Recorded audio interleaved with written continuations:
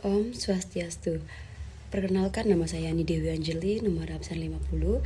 Di sini saya akan mempresentasikan kasus guru yang ada di Indonesia, yang dimana kasus guru yang saya peroleh yaitu guru SD cabuli 15 muridnya di Yogyakarta, mulai pegang kemaluan hingga ajari pesan Open BO via aplikasi.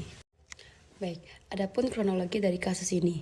Kronologinya, kuasa hukum pihak pelapor Elna Febi Astuti didampingi kepala sekolah SD yang sekaligus orang tua salah satu korban mengatakan kasus pelecehan seksual itu dialami sebanyak 15 siswa, laki-laki dan perempuan, sejak Agustus hingga Oktober 2023. Adapun diduga pelaku merupakan seseorang oknum guru mata pelajaran konten kreator di SD setempat berinisial NB.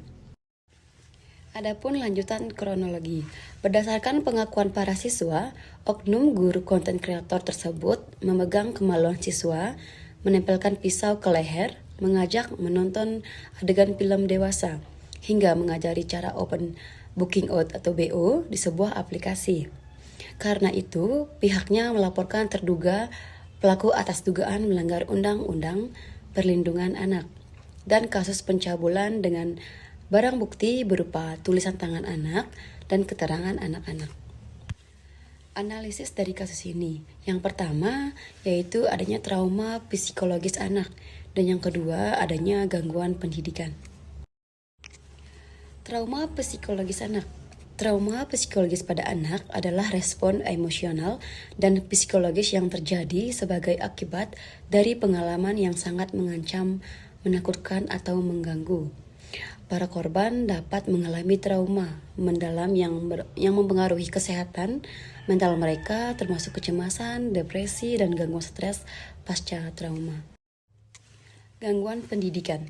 Trauma dan stres akibat pelecehan dapat mengganggu konsentrasi dan kemampuan belajar siswa, yang pada gilirannya dapat menyebabkan penurunan prestasi akademis. Siswa menjadi tidak termotivasi, enggan pergi ke sekolah, atau mengalami kesulitan dalam mengikuti pelajaran. Solusi. Yang pertama, laporkan ke pihak berwenang. Yang kedua, kebijakan sekolah. Dan yang ketiga, dukungan kepada korban. Baik, yang pertama yaitu laporkan ke pihak berwenang.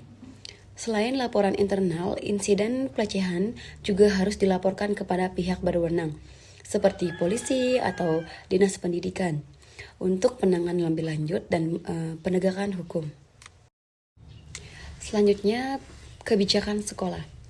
Memperkuat kebijakan sekolah terkait pelecehan seksual, termasuk prosedur laporan yang jelas dan perlindungan bagi pelapor. Baik, selanjutnya ada dukungan kepada korban. Berikan dukungan psikologis dan emosional kepada siswa yang menjadi korban. Bimbingan konselor, sekolah atau psikolog profesional dapat sangat membantu dalam proses pemulihan korban. Baik, dan yang terakhir adanya kesimpulan. Kasus ini menunjukkan betapa pentingnya perlindungan anak di lingkungan pendidikan, tindakan tegas terhadap pelaku, dukungan berkelanjutan bagi korban, serta implementasi kebijakan yang kuat dan efektif sangat diperlukan untuk memastikan kejadian serupa tidak terulang lagi di masa depan. Seluruh masyarakat termasuk lembaga pendidikan, pemerintah, dan keluarga harus bekerja sama untuk menciptakan lingkungan yang aman dan mendukung. Baik, sekian yang dapat saya sampaikan. Saya ucapkan terima kasih dan saya tutup dengan Parama Santi. Om Santi, Santi, Santi, Om.